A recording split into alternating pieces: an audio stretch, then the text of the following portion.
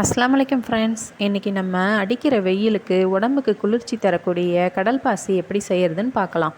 கடல் பாசி ரொம்ப ஈஸியாக சுலபமாக செஞ்சிடலாம். சரி வாங்க இதை எப்படி செய்கிறதுன்னு பார்க்கலாம். கடல் பாசி செய்கிறதுக்கு கடைகளில் 2 விதமான அகரகர் கிடைக்குது.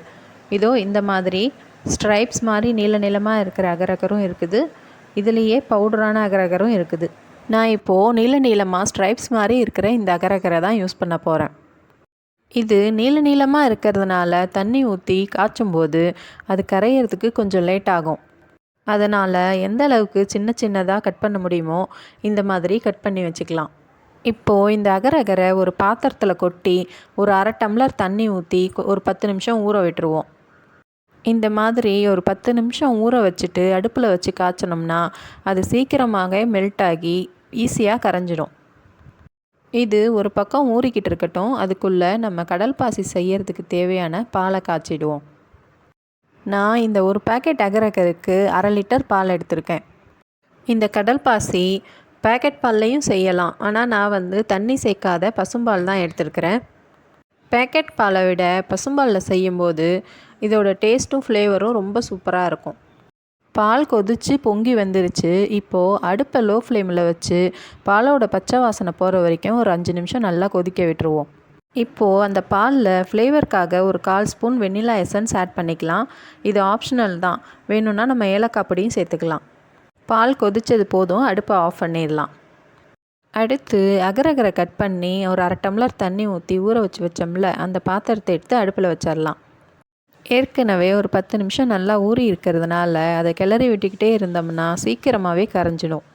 இந்த கடல் பாசி செய்கிறதுக்கு நான் ஒரு 100 கிராம் அளவு சர்க்கரை எடுத்திருக்கேன். இப்போது அகரகர் நல்லா கரைஞ்சி வந்துருச்சு.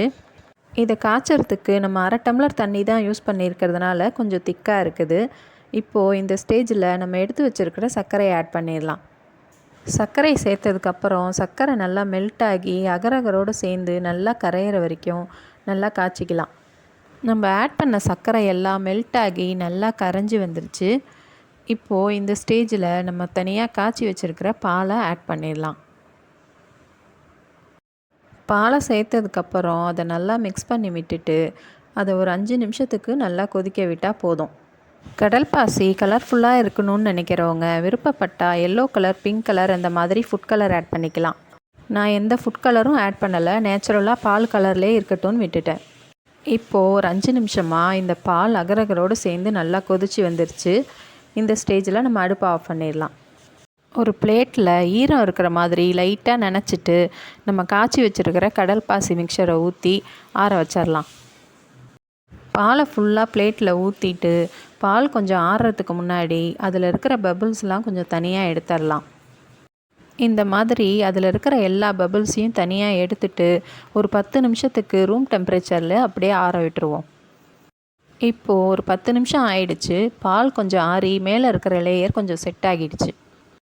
இந்த ஸ்டேஜில் கொஞ்சம் முந்திரியும் பாதாமும் பொடியாக கட் பண்ணி வச்சுருக்கிறேன். அதை இதுக்கு மேலே கொஞ்சம் சேர்த்துடலாம். அப்படியே ப்ளெயினாகவும் சாப்பிட்லாம். இந்த மாதிரி மேலே கொஞ்சம் நட்ஸை ஆட் பண்ணோன்னா பார்க்குறதுக்கு அழகாகவும் இருக்கும், பசங்களுக்கும் ரொம்ப பிடிக்கும். இந்த மாதிரி மேலே நட்ஸை ஆட் பண்ணதுக்கப்புறம் ரொம்ப அழுத்தாமல் லைட்டாக கையில் ப்ரெஸ் பண்ணி விட்டுட்டு ஒரு 1 மணி நேரத்துக்கு ஃப்ரிட்ஜில் வச்சு வெளியில் எடுத்துடலாம். இப்போ 1 மணி நேரம் ஃப்ரிட்ஜில் வச்சு எடுத்தாச்சு. கடல் பாசி நல்லா செட் ஆகிடுச்சு. இப்போது இதை டைமண்ட் ஷேப்போ இல்லை ஸ்கொயர் ஷேப்போ எந்த ஷேப்பில் வேணுமோ அதை அழகாக கட் பண்ணி எடுத்துக்கலாம். இப்போது அடிக்கிற வெயிலுக்கு உடம்புல இருக்கிற ஹீட்டை குறைக்கிறதுக்கு இந்த மாதிரி கடல் பாசி அதிகமாக சேர்த்துக்கலாம்.